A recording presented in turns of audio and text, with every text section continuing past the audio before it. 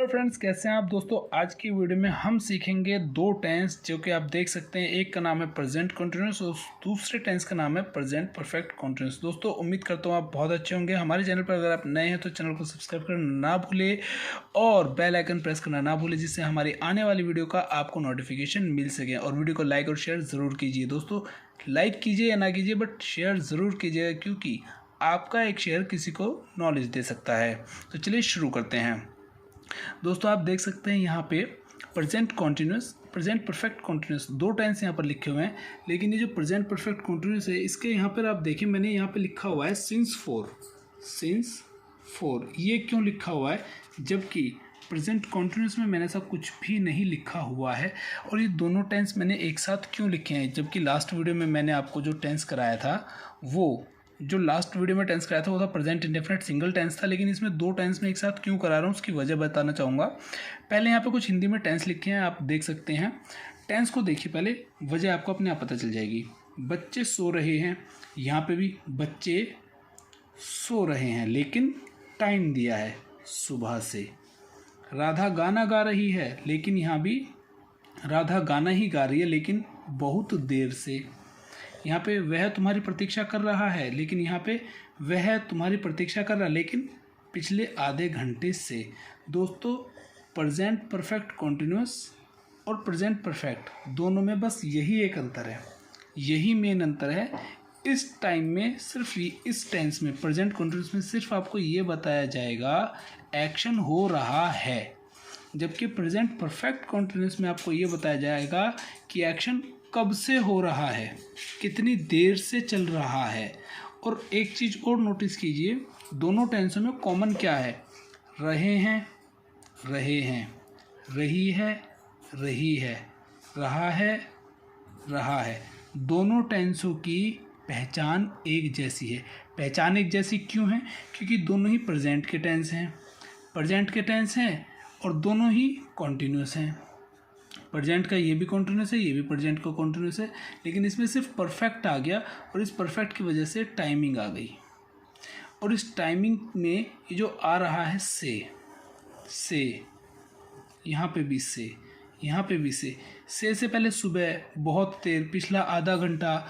से पहले जो भी आएगा टाइम। अब सुबह की इंग्लिश आपको पता, मॉर्निंग, बहुत देर, अ लॉट ऑफ टाइम, पिछला आधा घंटा, लास्ट हाफ एन आवर। लेकिन इस से के लिए भी कुछ इंग्लिश तो आप लगाओगे, और वो इंग्लिश लगेगी या तो सिंस या फिर फोर, दोनों की ही हिंदी होती है से। अब ये देखना है सिंस लगेगा या फोर लगेगा। यहाँ पे सिंस या फोर ज़रूर लगेगा, क्योंकि परफेक्ट कॉन्टिन्यूअस चाहे प्रेजेंट का हो, चाहे पास्ट का हो, चाहे फ्यूचर का हो, टाइम वाला टेंस होता है, जिसमें टाइम से के साथ रखा हुआ होता है। और अकेला कॉन्टिन्यूअस चाहे प्रेजेंट का हो, चाहे पास्ट का हो, चाहे फ्यूचर का हो, उसमें सिर्फ आपको एक्शन का बताया जाता है कि एक्शन चल रहा है। प्रेजेंट का है तो चल रहा के साथ है आएगा, पास्ट का है तो था थी थे आ जाएगा, फ्यूचर का है होगा होगी हो गया आ जाएगा। लेकिन प्रेजेंट का है, इसलिए इन सब के लास्ट में क्या मिलेगा आपको, है। प्रेजेंट का मतलब ही होता है अभी भी है, यानी कि एक्शन अभी भी चल रहा है। इसमें एक्शन अभी भी चल रहा है, और इसमें ये भी बताएंगे एक्शन चल तो रहा है, लेकिन कितने टाइम से चल रहा है, कितने टाइम से। जहाँ आपके पास इस सवाल का जवाब हो कितने टाइम से, वो परफेक्ट का कॉन्टिन्यूअस होता है। ध्यान रखें इस बात को।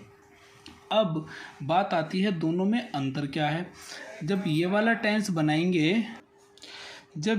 टेंस बनाएंगे तो दोस्तों आपको इज एम आर में से लगाना है, हेल्पिंग वर्ब आपको इज एम आर में से लगानी है। एक अकेला व्यक्ति होगा, राम, मोहन, सोहन, अजय, गीता, सीता, कोई भी एक अकेला व्यक्ति होगा, तो उसके लिए सिंगल व्यक्ति के लिए, सिंगल पर्सन के लिए आपको इज लगाना है। प्लूरल होगा, वे, हम, तुम, तो आर लगाना है। और जब सब्जेक्ट में होगा मैं की इंग्लिश होती है आई, तो आपको एम लगाना है। चलिए यहाँ पे देख लेते हैं।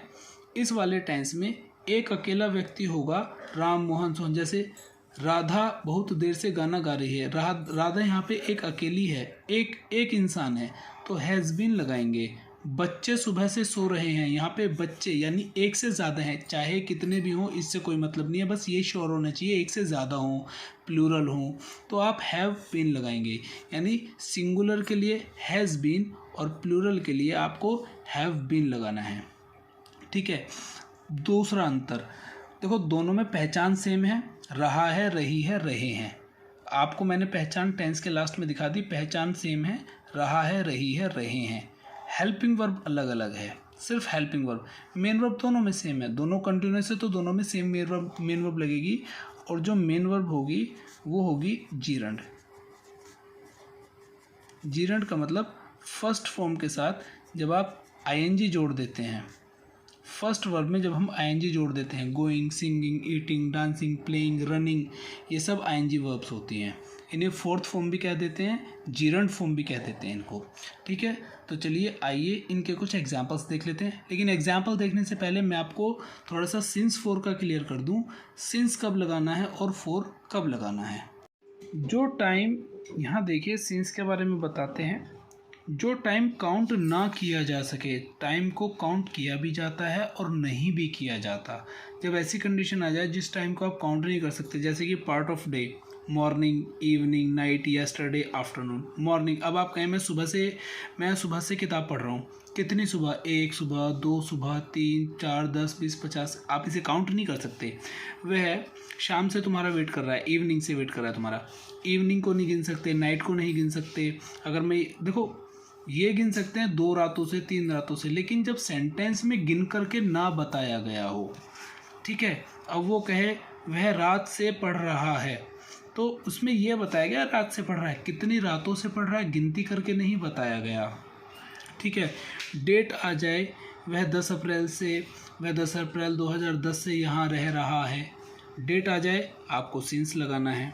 ठीक है, डेट आ जाए आपको सिंस लगाना है। ईयर आ जाए, वह 2010 से यहाँ पे नौकरी कर रहा है, वह पिछली दिवाली से हमारे यहाँ रह रहा है, वह सुबह 9 बजे से पढ़ रहा है, वह शाम 7 बजे से सो रहा है, वह रात 11 बजे से मूवी देख रहा है। ठीक है ना, वह सुबह 10 बजे से तुम्हारी प्रतीक्षा कर रहा है। टाइम आ जाए, घड़ी का टाइम इस तरीके से आ जाए तो आपको सिंस लगाना है। डेट आ जाए, ईयर आ जाए, हॉलीडे आ जाए, सिंस लगाना है। Morning, evening, night, yesterday, afternoon, कुछ भी आ जाए सिंस लगाना है। लेकिन जहाँ टाइम को गिना जा सके वहाँ पे आपको फॉर लगाना है। जैसे अब गिना कैसे जाएगा, अब जैसे यहाँ पे देखिए क्लॉक टाइम में ये तो घड़ी का टाइम बताया कितने बजे से, बजे घड़ी का टाइम बताया, लेकिन जब आवर्स को गिन के बताए, चाहे दिन हो, आवर्स हो, मिनट हो, सेकंड हो, डे हो, ठीक है ना, कुछ भी हो। अब देखो कैलेंडर में यहाँ पे डेज नेम होते हैं, जैसे Sunday, Monday, Tuesday, Wednesday, Thursday, Friday, Saturday, days name आ जाए, कैलेंडर में डेज नेम होते हैं तो भी आपको सिंस लगाना है। लेकिन यहाँ अगर आपसे कहें वह सोमवार से मेरे यहाँ ठहरा हुआ है, सिंस लगाएंगे, क्योंकि कितने सोमवार से ठहरा हुआ है गिन के नहीं बताया। लेकिन वही आदमी अगर ये कहे मेरे यहाँ 5 दिनों से ठहरा हुआ, अब दिनों को उसने गिन कर बताया, 5 दिनों से, जहाँ पर गिनती हो, जहाँ पर टाइम को काउंट किया जा सके, काउंट करके बताया, वहाँ पे फॉर लगाना है।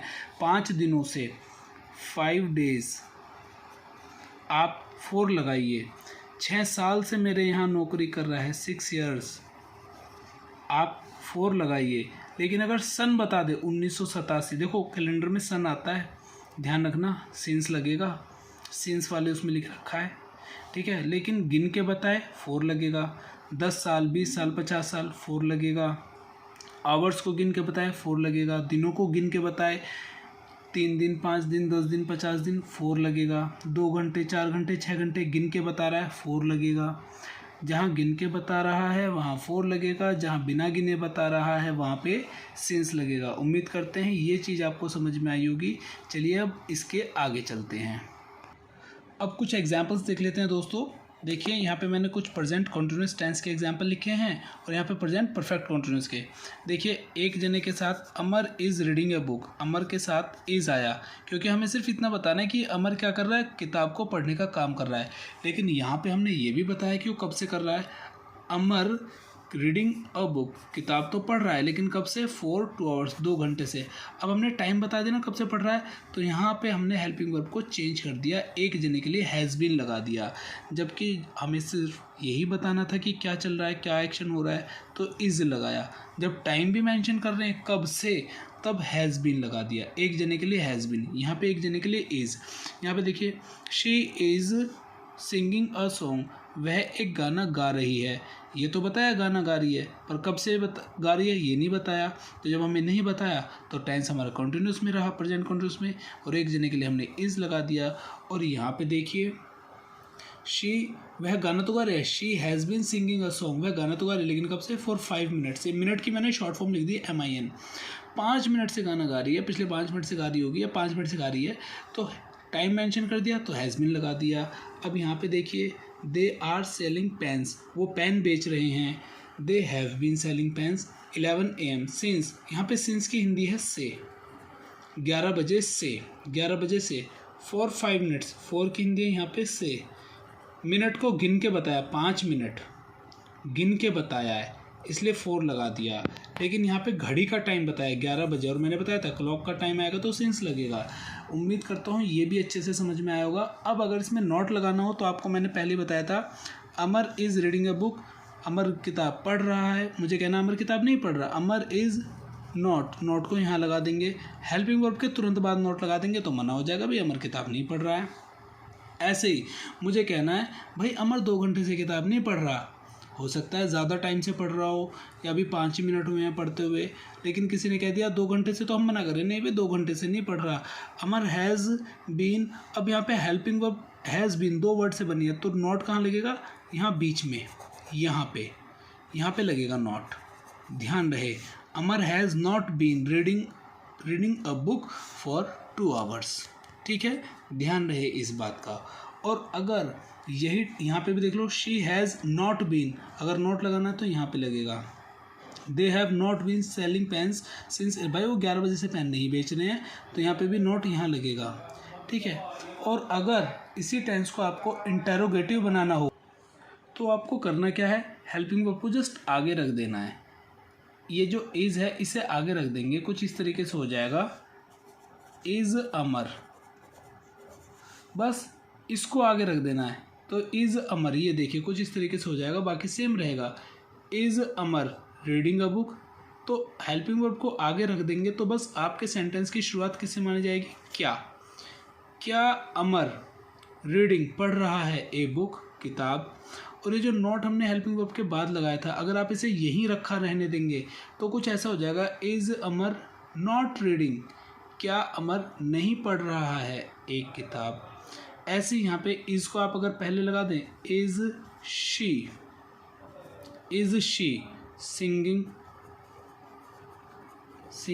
अ सॉन्ग, तो क्वेश्चन मार्क लगा दिया, इज़ शी, क्या वह सिंगिंग गा रही है एक गाना, और आपको ये कहना क्या वो गाना नहीं गा रही है, इज़ शी, यहाँ पे आप नॉट लगा दीजिए, is she not singing a song, क्या वह गाना नहीं गा रही है, सब्जेक्ट के तुरंत बाद नोट लगा दीजिए, बहुत आसान है।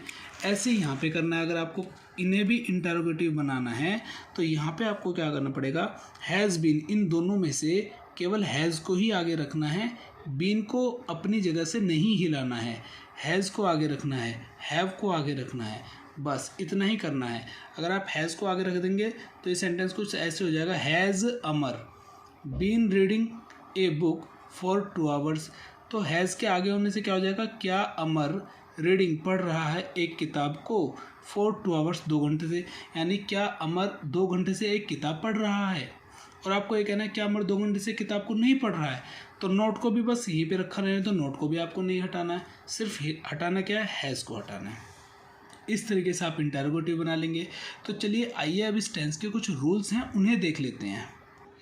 तो दोस्तों देखते हैं रूल नंबर 1 क्या कह रहा है। रूल नंबर 1 हमारा कह रहा है कि अगर किसी सेंटेंस में वर्ड्स आ जाएं नाउ, राइट नाउ, नाउ और डे, देखो नाउ और राइट नाउ इन दोनों में फ़र्क क्या है पहले आप ये जानो। नाउ का तो मतलब होता है अब, राइट नाउ का मतलब होता है अभी इसी समय, बिल्कुल इसी समय।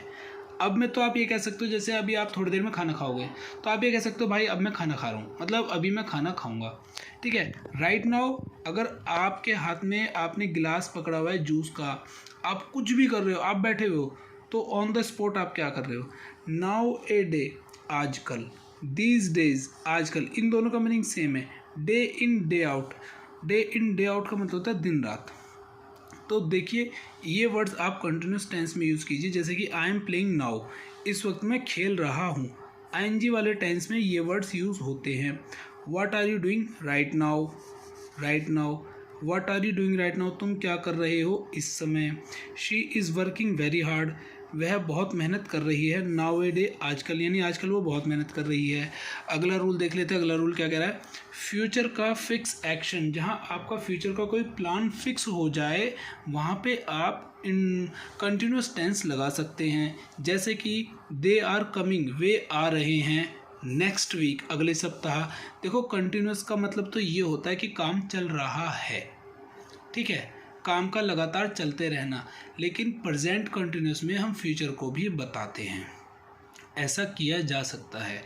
नेक्स्ट वीक आएंगे, अभी नहीं आए, एक्शन फ्यूचर का है लेकिन हम बता सकते हैं प्रेजेंट कंटिन्यूस की सहायता से, they are coming next week. We are going to Delhi, हम दिल्ली जा रहे हैं टुमारो, कल, कल जाएंगे, अभी गए नहीं है लेकिन हम इसे आईएनजी टेंस में बता सकते हैं। योर ब्रदर इज़ कमिंग, तुम्हारा भाई आ रहा है नेक्स्ट मंथ, अगले महीने तुम्हारा भाई आ रहा है, हम ऐसा बोलते भी हैं। तो इसलिए इस जिस तरह से हम बोलते हैं तो उस तरह से हम इसकी इंग्लिश भी बना सकते हैं। और कुछ वर्ड्स ऐसे भी हैं जो कंटिन्यूस टेंस में कभी यूज़ नहीं होते, तो चलिए जान लेते हैं वो वर्ड्स कौन कौन से हैं। आप देख सकते हैं यहाँ पे कुछ वर्ड्स लिखे हैं, love, like, hate, prefer, have. ये वो वर्ड्स हैं जो कंटिन्यूस टेंस में कभी यूज़ नहीं होते। जैसे कि आप कहेंगे I love my family, I love, मैं प्यार करता हूँ, माई फैमिली, अपने फैमिली से, ये सेंटेंस आपका बिल्कुल सही है। आप अगर ऐसा बोलेंगे I am loving my family, मैं अपनी फैमिली से प्यार कर रहा हूँ, तो ये गलत है। गलत क्यों है? क्योंकि आईएनजी में हम उस टेंस को बनाते हैं जो एक शॉर्ट एक्शन होता है, कुछ टाइम के लिए, ऑन द स्पॉट एक्शन। लेकिन प्यार करना एक तरह की फीलिंग है जो कि हमारे मन में हमेशा रहती है। शी लाइक्स कॉफ़ी, वह कॉफ़ी को पसंद करती है, ठीक है, लेकिन लाइक का लाइकिंग नहीं होगा, शी इज़ लाइकिंग कॉफ़ी। इसी तरह से प्रेफर और हैव, लेकिन हैव को कुछ जगहों पे आईएनजी में यूज़ किया जा सकता है, जैसे कि आप ये कहें आई एम हैविंग टी, मैं चाय ले रहा हूँ, ठीक है, इस तरीके से, जैसे कि I am having lunch, I am having dinner, I am having breakfast, I am having tea, I am having coffee, I am having milk। खाने पीने की अगर आप कोई चीज़ खा पी रहे हो, हैविंग लगा सकते हो, ठीक है। फ्यूचर को कोई इवेंट आप फिक्स कर रहे हो, जैसे कि भाई मैं कल एक मीटिंग रख रहा हूँ, I am having a meeting tomorrow, आप ऐसा कह सकते हो। 2 दिन बाद या अगले हफ्ते में एक पार्टी रख रहे हैं, we are having a party next week, ऐसा भी आप कह सकते हो। तो दोस्तों ये कुछ रूल्स थे, बेसिक रूल्स थे जो कि आपके कॉम्पिटिटिव एग्जाम्स से रिलेटेड है, इंपॉर्टेंट भी हैं आपके लिए। Present continuous, present perfect continuous, दोनों टेंसों में जो मेन अंतर था मैंने आपको बता दिया। सिंस 4 के बारे में भी मैंने आपको बता दिया। उम्मीद करता हूँ वीडियो बहुत अच्छे से आपको समझ में आई होगी, पसंद भी आई होगी। प्लीज़ शेयर करना ना भूलें, आपका एक शेयर किसी को नॉलेज दे सकता है दोस्तों। सो प्लीज़ लाइक करें ना करें बट शेयर ज़रूर करें, और अगर चैनल पर नए हैं तो चैनल को सब्सक्राइब करना ना भूलें। Thank you very much.